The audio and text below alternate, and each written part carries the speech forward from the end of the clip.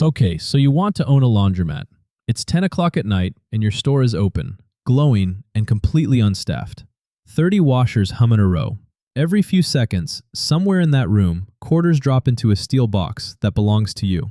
No employees to manage, no inventory that spoils, no boss. You've watched the videos. Buy the store, bolt a camera to the wall, and check the numbers from a beach chair. The internet has crowned this the ultimate passive income business. And the pitch comes with a magic number. Roughly 95% of laundromats, the claim goes, survive at least 5 years. Safer than restaurants. Safer than almost anything you could buy. Now the problem. Getting into this hands-off dream typically costs between $200,000 and $500,000. And in a big city, it can pass $1 million. And what that money actually buys you is a room full of machines that wear out like delivery trucks. One of the largest utility bills on the street, and a landlord who knows exactly how expensive it would be for you to leave. Because a laundromat is a retail store where the shelves cost $5,000 each, run on hot water, and slowly die. Someone has to manage that. The only question is whether you knew that when you wired the money. By the end of this video, you'll know what it really costs to get in. You'll follow the quarters and watch how many evaporate before they reach your pocket. You'll meet the two costs almost nobody prices in, the machines and the lease. And you'll understand why the most passive laundromats on the market are usually the ones that are quietly dying. Let's start with what you're actually buying, because the word laundromat covers at least 3 very different businesses. There are roughly 30,000 laundromats in the United States, give or take a few thousand depending on who's counting. And together, they take in several $billion a year. So the market is real. But that one word is hiding 3 splits, and each split changes what your life as an owner looks like. First split, how the money comes in. The classic store runs on quarters. Coins go in, the wash starts, and at the end of the week, the owner walks the room with a key and a bucket. Newer stores run on cards and apps. The machine takes payment digitally. Software tracks every cycle, and prices change with a click instead of a screwdriver. Card stores cost more to set up and tend to earn more per machine, because nobody's laundry decision should depend on finding 12 quarters. Second split. Attended or unattended. Unattended is the fantasy version. The doors unlock on a timer, cameras watch the room, and no employee is on site. Attended means a human at the counter, making change, watching the machines, and stopping the guy who wants to dye 40 pounds of curtains in your best washer. Attendants cost payroll. They also protect the equipment, the customers, and the reputation of the store. Third split, and this is the big one, self-service versus full service. Self-service means customers wash their own clothes in your machines. Full service means wash, dry, fold. Customers drop off a bag, your staff washes it, dries it, folds it, and charges by the pound. Add pickup and delivery vans on top, and you're running a small logistics company that smells like detergent. Notice the direction of travel. Every version of this business that grows requires more labor, more management, and more of you. A purely passive version does exist. Hold that thought, because later we'll see what those stores usually have in common. First, the price tag. What does it cost to walk into this industry? The answer depends on a strange rule about how laundromats are priced. There are 2 doors in, build new or buy existing. Building new means finding a retail space and turning it into a small water treatment plant. Commercial plumbing for dozens of machines, gas lines for the dryers, electrical upgrades, floor drains, ventilation. Then the machines themselves. A single commercial washer commonly runs $1,500 to $5,000, and the big front loaders can cost well past that. Multiply by 40 or 60 machines, and equipment alone can swallow hundreds of thousands. All in, new builds commonly land between $200,000 and $500,000, and in expensive metros, the figure can pass $1 million. Most first-time owners take door 2 and buy a running store. This is where the pricing rule matters. Existing laundromats are commonly valued at roughly 3.5 to 5 times their net operating income. A store clearing $80,000 a year might list somewhere around $300,000 to $400,000.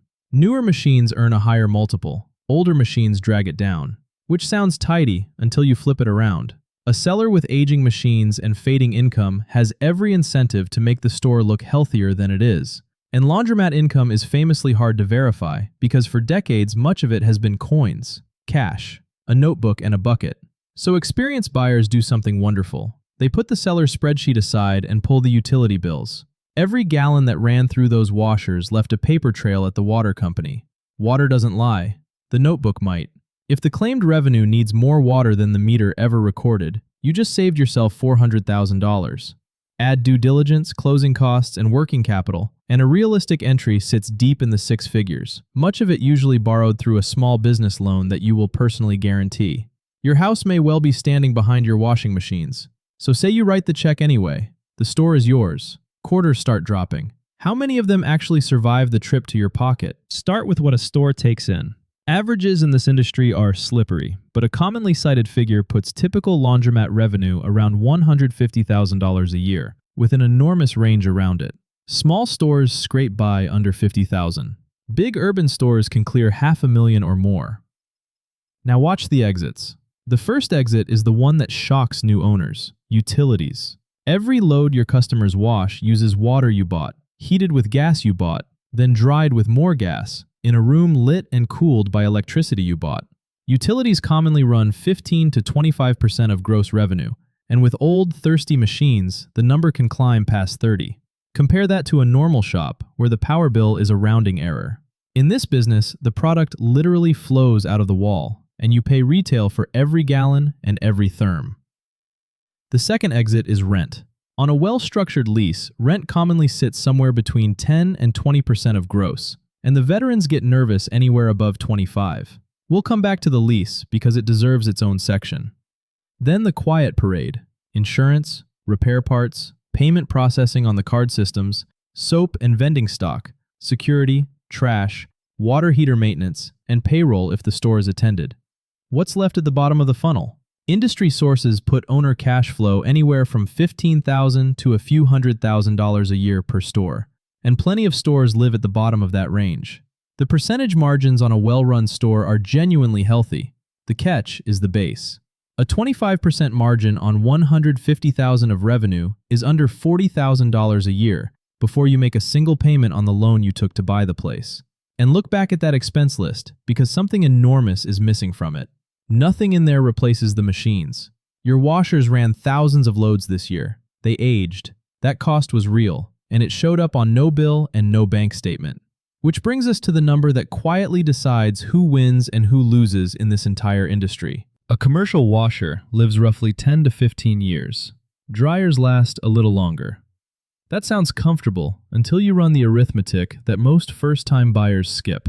A full re-equip of a store, what the industry calls a retool, commonly costs somewhere between $200,000 and $400,000, depending on size and machine mix. One documented rebuild of a 5,000 square foot store came in at $680,000. Spread a mid-range retool over a 15-year machine life, and the true cost of simply standing still is on the order of $15,000 to $25,000 a year, every year, whether you set it aside or not. Your fleet is depreciating in real time, while the profit line in your spreadsheet pretends otherwise. Now connect that to the valuation rule from earlier, 3.5 to 5 times net income. A tired store with 12-year-old machines can show decent income today, right before the owner sells it to you at 4 times that income and hands you the retool bill on the way out. The cash flow was real. It just belonged to the machine's past, and you paid for their future. This is the answer to the dying store puzzle from the top of the video. The most passive laundromats on the market, unattended, coin-only, original equipment, no services, are very often stores where the owner stopped reinvesting years ago. The store still runs, because these machines die slowly and politely. Revenue drifts down as customers defect to the bright card-operated store a mile away. Then the listing goes up, and the headline reads, "Turnkey, Passive Income Opportunity." So burn this into your model. The machines are the business, and they are melting at a known rate. Price the melt into your offer, and half the laundromat listings in America stop making sense. Now for the second cost nobody prices in. This one is worse, because you can't fix it with money. Ask yourself, where exactly are those expensive machines bolted down? Here's the ownership structure most buyers never think through. You own the machines, the landlord owns the building, and your machines are plumbed, wired, vented, and bolted into that building so thoroughly that ripping them out and reinstalling them elsewhere can cost more than the used machines are worth. Which means your six-figure investment is, functionally, a hostage. If the lease ends, the business ends. You can't relocate a laundromat down the street the way you'd move a coffee shop, because the build-out, the drains, the gas lines, the ventilation is the store. Landlords understand this perfectly. That's why laundromat veterans obsess over lease terms the way pilots obsess over fuel. The commonly cited gold standard is a 5x5 structure, an initial 5-year term with 4 5-year renewal options, about 25 years of runway. The lease has to outlast your equipment financing, because a 10-year machine loan sitting inside a 6-year lease is a time bomb with a signature on it. And you need assignment rights, the right to hand the lease to a buyer, because a laundromat with 3 years left on its lease is close to unsellable. Nobody pays 4 times earnings for a business with an expiration date. At renewal time, the power dynamic gets naked. Your landlord knows, almost to the dollar, what leaving would cost you.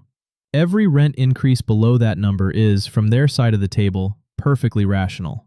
Some owners learn this the hard way, watching rent climb year after year while their aging machines pin them to the floor. So strip away the fantasy, and here is the machine you actually bought. Heavy, dying equipment, bolted into a building you don't control, fed by utilities you can barely negotiate, earning revenue that arrives 1 quarter at a time. Sounds bleak. It's only bleak if you run it the passive way. Because there are people making genuinely great money in this industry, and they all seem to be doing the same 3 things. Thing 1.